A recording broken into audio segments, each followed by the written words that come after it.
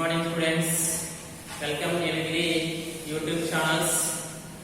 So today we are going to discuss about the third sem zoology syllabus. The third sem first animal physiology, first meets the physiology topic. The first topic is digestion. The digestion already previous classes we will discuss.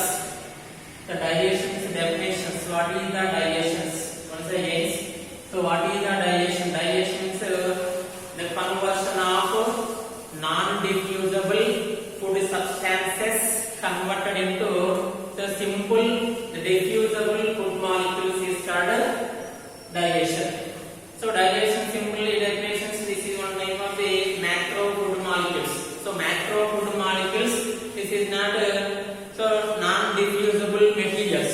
So non-diffusible materials converts. So converts the simple food materials or diffusible food substances is called digestion.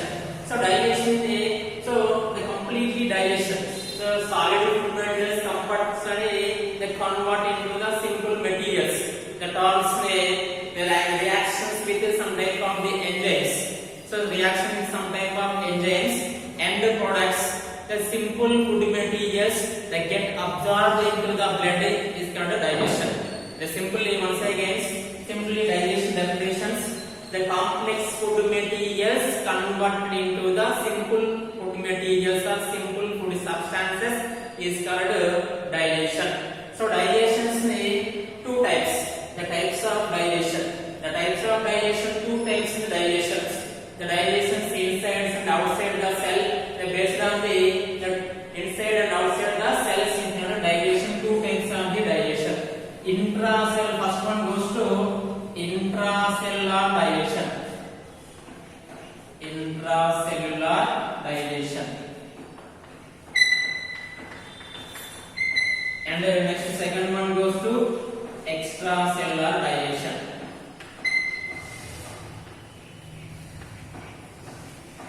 Extracellular digestion.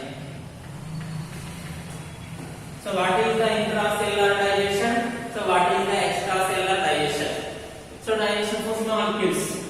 The food substances that takes place.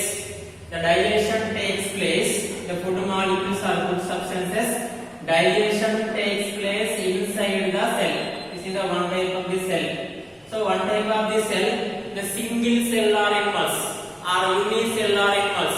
The single cellular animals are unicellular animals. The digestion takes place inside the cell is called intracellular digestion. Intra means inside the cell. So this is the one cell or single cell inside the digestion. This is the one food molecules. So inside the cell, digestion takes place inside the cell is called intracellular digestion.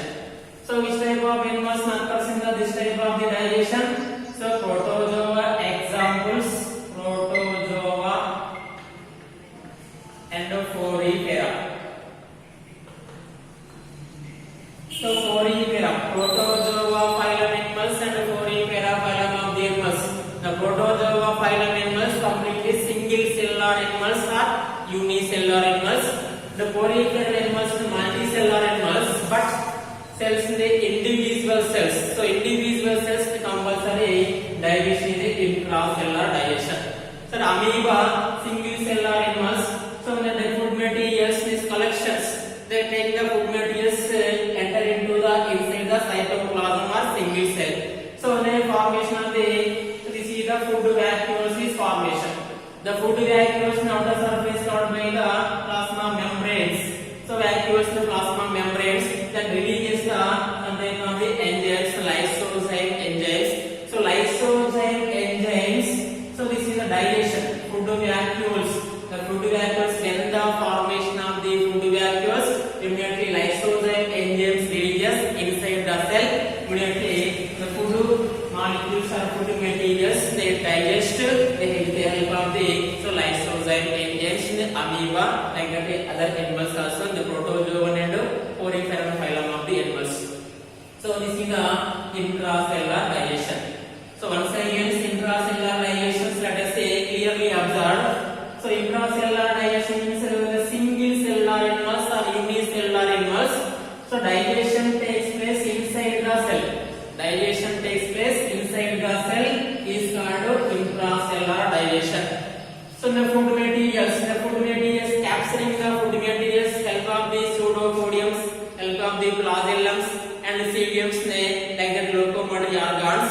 So when the capturing the food materials enter into the inside the cell, immediately formation of the food vacuoles. The food vacuole. So food vacuoles is formations. Whenever the food vacuole is formations, immediately so releases the lysozyme enzymes. So lysozyme enzymes the digest the food vacuoles, they completely digests the liquid portions or simple food materials. Then utilizes the energy, the single cellular and unicellular animals. This is clear. So next let us see extracellular digestion. So extracellular digestion means the clearly observed. This is the inside the digestion takes place inside the cell. The digestion takes place outside the cell. Digestion takes place outside the cell. Inside the cell and outside the cell. Digestion takes place outside the cell. So outside the cell, inside the lumen or gut. So lumen or gut. Lumen or gut means alimentary canal. So alimentary canals. So alimentary canals, the mouth to the started to the mouth and ends to the anus. So inside the lumen or gut, the cell is outside because human beings higher vertebrates multicellular animals. Number of cells. So number of cells cannot inside the cell digestions. Digestion takes place outside the cell, inside the lumen or gut. It's alimentary canal. Inside the digestion, alimentary canals. This type of the digestion is called extracellular digestion. So extracellular digestion examples: the Coelenterata to mammals. Coelenterata to mammals. Coelenterata, Platy, Nemati, Annelida, Arthropoda, Mollusca, Echinodermata, fishes, amphibians, reptiles, aves and mammals. So this type of animals occurs in the extracellular digestion. Extracellular digestion is once again written here. So the digestion takes place outside the cell is called extracellular digestion. So all multicellular animals, this type of the digestion is called extracellular digestion. Example: Coelenterata to up to mammals. So the based on the inside the cell and outside the cells, the two types of the digestion: intracellular digestion, extracellular digestion. So extracellular digestion, how is the digestion of the food materials? So alimentary canals. So alimentary canals releases a number of enzymes. So some number of enzymes, the reactions with food materials, different type of the enzymes completely digest, then get absorbed into the lumen or absorbed into the blood called digestion process. Extracellular digestion. So food materials, this digestion process, food materials they get absorbed and completely digestions the help of different type of the enzymes. So the macro food materials converted to the simple food materials. So this is the extracellular digestion. Next types of digestion జీర్ణ క్రియ యొక్క రకాలు.